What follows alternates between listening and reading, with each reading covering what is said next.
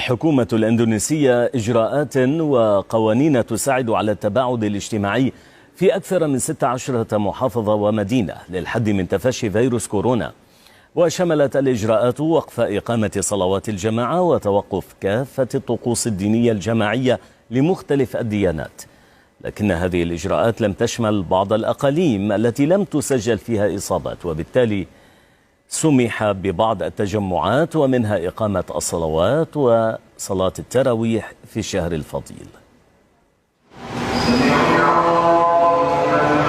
مسجد بيت الرحمن في إقليم آتشي بأقصى غربي إندونيسيا من بين المساجد التي تشهد إقامة صلاة التراويح، لكون آتشي من الأقاليم الخمسة الأقل عدد إصابات بفيروس كورونا في البلاد، وهذا ما دفع سلطاتها ومجلس علمائها إلى ترك الخيار للمصلين بين الصلاة في المساجد أو في المنازل مع مراقبة أي إصابات جديدة. كما دعا العلماء الناس إلى عدم التنقل بين القرى والبلديات لأي أعمال اعتادوا عليها في رمضان.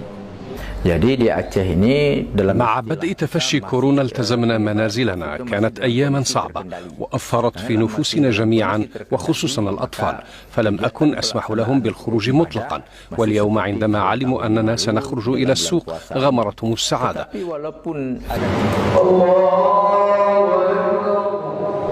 ولأن حالات الإصابة بالفيروس في آتشي هي لعائدين من خارجها وقد تم حصرها، فإن الفتوى بإقامة صلوات الجماعة قد تتغير في حال ظهور إصابات جديدة، وهو ما جعل توفيق كيلانا محافظا على صلاة الجماعة لأن منطقته ما زالت في مأمن حتى الآن.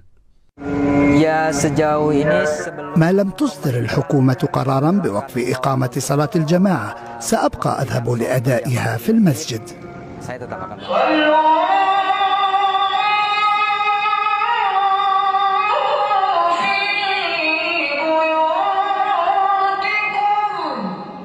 أما في جاكرتا ونحو 20 محافظة ومدينة في بضعة أقاليم فالوضع مختلف بسبب وجود عشرات الآلاف من المصابين والمشتبه في إصابتهم بفيروس كورونا. لهذا ينفذ قرار التباعد الاجتماعي بتعليماته، ومنها وقف الصلاة في المساجد وكذلك الحال في الكنائس ومعابد الديانات الأخرى. عشرات ملايين الإندونيسيين لم يصلوا التراويح في المساجد هذا العام، واللافت أن